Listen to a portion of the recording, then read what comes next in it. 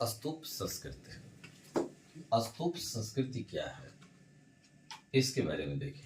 स्तूप शब्द का शाब्दिक अर्थ है ढेर लगाना। ढेर लगाना, इसी को थूहा भी कहा जाता है। मूल भाव थूहा भी कहा जाता है। इसको एक संक्षिप्त रूप में ऐसे समझिए, जब कोई आदमी की चिता लगती है तो चिता लगने के बाद उसके पूरे शरीर अब एकत्रित होकर के एक जगह आ जाती है। सनातन संस्कृति में हम उन पर एक ऐसा चिन्ह बनाने का कार्य करते हैं जो कुछ समयों तक, कुछ दिनों तक, कुछ वर्षों तक वह हमारी पूर्वज की स्मृति बना रहे। यदि हम इतिहास के पन्नों को खंगालते हैं तो ऋग्वेद में भी इसकी चर्चा है। कहा जाता है मानव का शरीर 5 तत्व से बना है। चित, जल, पावक, गगन, समीरा, पंच तत्व यह अधम शरीरा। 5 तत्व से बना हुआ मानव शरीर ये पंच तत्व में विलीन हो जाएगी। लेकिन यदि हमारे पूर्वज या हमारे कोई शासक या हमारे कोई ऐसे महापुरुष जिनका स्मृति को हम ग्रहण करते हैं, उसको स्मृति बना रहे, चिरकाल तक बना रहे, तो हम यहाँ पर स्तूप बनाते हैं। रामायण काल में भी इसकी चर्चा आई है, सूत्र काल में भी चर्चा आई है, बौद्ध काल में भी चर्चा आई है और वर्तमान समय में भी इसकी चर्चा है। जब ऋग्वेद के अनुसार जब हम चिता किसी को जलाते हैं तो अग्नि की उठती हुई ज्वाला जो है वो ज्वाला ही स्तूप बन जाती है। आज हम किसी नदी के किनारे किसी व्यक्ति का संस्कार करते हैं तो संस्कार करने के बाद वो अग्नि की ज्वाला ही उसके स्तूप बन गई।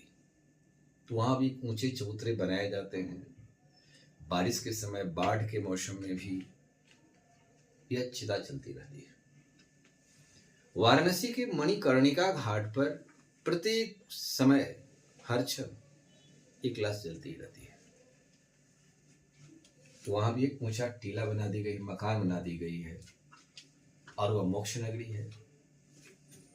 शुक्ल यजुर्वेद कहती है कि समाधि जब हम बनाते हैं तो वो टीला एक ऊंचे स्थान पर बना दी जाती है ताकि वो स्मृति बना रहे। रामायण काल में ये सम्राट की स्मृति में उसको चैत्य कहा जाता था। जैसे जितने भी प्रभु श्री राम के पूर्वज हुए थे सबकी प्रतिमा भी लगा दी गई और उनका जो एक स्मारक जहां पर संस्कार की जाती थी तो वहां संस्कार होने के बाद उनकी स्मृति में उसको चैत्य कहा जाता था। तो रामायण काल में यह स्तूप संस्कृति को अब हम क्या कहेंगे, चैत्य। अब इसका बाद मूल भाव में आई, इसको थूहा जहां एक जगह एकत्रित की जाती है ये इसको थूप कहा जाता है। ये चिता का स्थान कहा जाता है। एक सामान्य अर्थ में आ गया जिसे चैत्य कहा। चैत्य रामायण काल की बात आ गई। टीला के रूप में आज भी अपने पूर्वजों को बनाते हैं ये चैत्य, लेकिन किसी ऐसे पर्वत और गुफा में बनाया जाता था ताकि उसकी संरक्षण लंबे समय तक रहे। यह सबसे अधिक यानी चैत्य जो होता था वह सबसे अधिक मजबूत सुरक्षित व्यवस्था के साथ होता था। इसलिए किसी किसी पहाड़ को तोड़ने के बाद उसमें से बहुत सारी अस्थि निकल जाती है। बिहार के कैमूर में भी कुछ ऐसे पत्थर का शिला बना दी गई है जो नवपाषाण काल के समय की अवधि की मानी जा रही है। सरकार के प्रशासन ने कहा है अब इसको कोई भी आम पब्लिक, आम नागरिक उसको तोड़फोड़ नहीं कर सकता, पर उसका तोड़ के पत्थर को निकाल कर यूज करता था। तो यह हमारी प्राचीन समय से चलती आ रही है हमारी भारतीय कला है कि अपने पूर्वजों की जमीन पर हम दाखिला तो ले लेते हैं लेकिन उनकी स्मृति को हम यदि भुला जाते हैं यह भी उचित नहीं है। अपने पूर्वजों की संस्कृति को भी स्वीकार करें। इसलिए वंशानुगत व्यवस्था को अपनाना यही हमारी कला है। सूत्र काल में भी अस्थि कलश बनाई जाती थी, जो धातु में रख करके उसको जमीन के नीचे गाड़ दी जाती थी। और आज उसी का उत्खनन करके बहुत जगह से स्थान का प्राप्त स्रोत मिला है यहाँ भी। तो सूत्र काल में अस्थि कलश धातु जमीन में गाड़ करके ऊंचा कर करके टीला बना दी जाती थी। जब बुद्ध काल का बात आया तो दरअसल स्तूप हमारे भारत में सबसे अधिक बुद्ध काल के समय में ही विकसित हुई। विभिन्न व्यवस्थाओं से साथ शासकों की रुचि के आधार पर ही बनाई गई। तो बुद्ध काल में महापुरुषों की स्मारक इसी रूप में बनाई जाती थी। जैसे बुद्ध का जब महापरिनिर्वाण हुआ, बुद्ध अपने जीवन काल में भी कर रहे थे कि शरीर को धातु में रख करके ही उसको अंतिम रूप दे दिया जाए। जब बुद्ध का परिनिर्वाण हुआ तो उनके भस्म राख जो आया, वह राख को 8 भाग 8 स्थान पर उनको समाधि बनाई गई। अब है कि ये कितने प्रकार के स्तूप होते हैं। यदि प्रकार को देखा जाए तो ये 5 प्रकार के होते हैं। अब पांचों की स्मृति अलग अलग होती है। जैसे शारीरिक, ये महात्मा बुद्ध के काल में जब बुद्ध का महापरिनिर्वाण होता है तो इनके बुद्ध और उनके शिष्य ने उनके शरीर के अवशेष जो नाखून, दांत, केस, इनकी स्मृति में वहां पर स्तूप बना दी गई। हम लोग उसी नाखून का दर्शन करते हैं। यदि बौद्ध धर्म के मानने वाले होते हैं या बौद्ध से इंटरेस्ट रखते हैं तो हम इसके नाखून, दांत और केस, इसको एक अस्तित्व चिरकाल तक बना रहेगा। ये शारीरिक स्तूप इसको कहा जाएगा कि शरीर का कोई अंग का हिस्सा है। दूसरा उद्देशिक कहा जाता है। ये दूसरा जाता है परिभौमिक। परिभौमिक ये बुद्ध का उपयोग, महात्मा बुद्ध ने जिस वस्तु का जीवन में उपयोग किया, जैसे कोई भी महापुरुष होते हैं जीवन में उपयोग करते हैं तो उनकी स्मृति बताता है कि हाँ ये इस वस्तु का यूज करते थे। जिसमें जैसे वैसे भारत में भी देखिए महात्मा गांधी हुए तो महात्मा गांधी जिस बर्तन में खाते थे वो हमारा ऐतिहासिक बन गए। जिस चीज का यूज किए ऐतिहासिक बन गया, वो राष्ट्रीय धरोहर मान ली जाती है। तो धरोहर कैसे बनेगी? जिस व्यक्ति की मृत्यु हो गई है तो उसका स्मृति को हम रखें, तो स्मृति को रखने के लिए पहले स्तूप विधि का ही इस्तेमाल की जाती थी।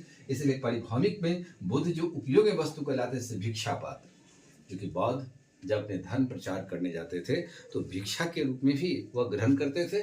तो भिक्षा पात्र, अब वो चरण पादुका जो चरण में पहनते थे, आसन जिस स्थान पर वो बैठते थे वो आसन सज्जा, इसका उपयोग उसको घेर करके बना दी जाती थी। जो हमारे समाज के पथ निर्देशक होते हैं उन्होंने जिस वस्तु का यूज किया उनकी स्मृति में कुछ छोड़ दिया जाए। जैसे इसी चीज को आप ऐसे भी समझ सकते हैं कि हमारे सभी धर्मों में ऐसा चीज हम देख रहे हैं। सिख धर्म में ही तख्त श्री हरमंदिर साहब जो पटना में है, गुरु गोविंद सिंह ने जिस वस्तु को यूज किया वो भी स्मृति में रखा गया है, ताकि प्रवणता देता है कि गुरु का संबंध यहां से था। उद्देशिका में जीवन घटना, पवित्र स्थान जीवन घटना से जुड़ा हुआ यदि है, यदि वो जिस स्थान पर घूमे गए, बुद्ध ने मार्ग को अनुसरण किया, क्योंकि धर्म उपदेश में अनेक स्थान पर घूमे, तो यह पवित्र स्थल यात्रा करते समय जो स्थल बना वो पवित्र स्थल बन गया, वहां पर उनकी स्मृति बना दी गई। प्रतीकात्मक है जो सिंबोलिशन कहा जाता है इसको। इसमें कहीं पर जाना, किसी से संवाद स्थापित करना, बुद्ध की घटना से परिघटना से जुड़ना, ये प्रतीकात्मक स्तूप के रूप में दी गई। संकल्पित जो होता है पांचवा, ये बुद्ध में बुद्ध के मानने वाले लोग जो हैं अपने बुद्ध को स्मृति में उस चीज को बना दिया, ये संकल्पित, संकल्प लिया, यहां से इस व्यवस्था को बना रहे हैं। अब यदि इस चीज को देखा जाए कि संरचना कैसे है, इसकी संरचना अर्धगोलाकार होती है। अब इस चीज को ध्यान में रखना है कि किस प्रकार का होता है, तो अर्धगोलाकार होता है। एक चबूतरा होता है और एक उल्टी कटोरी को आप रख देते हैं, उसी के ऊपर में यही ये 5 पार्ट में बटा होता है। अंड, हर्मिका, यष्टि, वेदिका, प्रदक्षिणा पथ। प्रदक्षिणा पथ जो होता है वो सबसे लास्ट वाला भाग होता है, जहां पर प्रदक्षिणा पद से प्रदक्षिणा पथ को लाया जाता है, जो वेदिका के बाद बनाई जाती है। अब इसको इस फिगर का अध्ययन करके इस प्रकार से देखिए कि यदि अब ये प्रश्न पूछा जाता है तो आपको यह 5 चीज को दिखाना अनिवार्य होगा। तो कैसे आप इसको दिखाते हैं, ऐसे देखिए।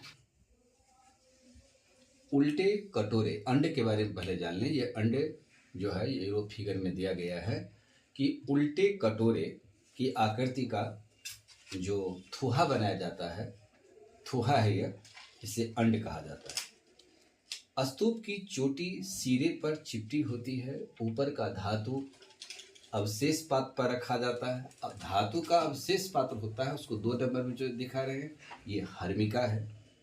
यह स्तूप का सर्वाधिक महत्वपूर्ण भाग होता है। हर्मिका के बीच में एक यष्टि है जिसकी छड़ी लगाई जाती है। इसके सिरे पर 3 छत्र लगाए गए हैं। स्तूप के चारों ओर बार दीवार से घेरा गया है। दीवार घेरा गया, इसे वेदिका कहा जाता है। और स्तूप तथा वेदिका के बीच में जो परिक्रमा करने का मार्ग बना है इसको प्रदक्षिणा पथ कहा जाता है। इसी प्रकार से तोरण द्वार होता है, जिसकी मुख्य द्वार होता है। तोरण द्वार के अंदर जब आप प्रवेश करते हैं तब यह प्रदक्षिणा पथ में आते हैं। प्रदक्षिणा पथ के बाद ऊपर की जो हर्मिका है, सबसे ऊपर में उसकी एक छत्र होते हैं। सबसे ऊपर में इसकी जो ऊपर वाला भाग है इसको छत्र के नाम से भी जाना जाता है। ये इसकी मूल भाव है। इस फिगर को एग्जाम में अब बनाने का प्रयास करें, इतना समय लिखने की स्पीड गति सीमा बेटर हो जिससे कि फिगर आसानी से बन जाए। मौर्यकालीन स्तूप में देखा जाए, प्राचीन भारत में या अब तक जितने भी शासक हुए, सबसे अधिक स्तूप बनाने का कार्य सम्राट अशोक ने किया था। सम्राट अशोक अपने जीवन काल में 84,000 स्तूप का निर्माण किया। इतना बड़ा स्तूप किसी अन्य शासकों के द्वारा बनाया है प्रमाण नहीं मिल रहा है इतिहास में। उन्होंने जो स्तूप बनाया था, जिसमें से ये जो मैंने कहा अंड, हर्मिका, यष्टि, वेदिका, प्रदक्षिणा पत्र और छत्र, ये कहीं न कहीं इसी से मिलती जुलती है। लेकिन एकमात्र भारत का स्तूप ऐसा है जो नागार्जुनी कोंड है, जो संगमरमर से उसको अंड को ढक दिया गया। समय के साल की परिवर्तन का ये रूपरेखा है। मौर्यकालीन स्तूप जो भी बनाया जाता था वह बुद्ध से संबंधित था, बुद्ध के इसी व्यवस्थाओं से जुड़ा हुआ था। इसमें यह ईंट से बनाया जाता था। हालांकि मकान जब बनाने की बात थी तो लकड़ी का बनता था, लेकिन ये ईंट के बनाते थे।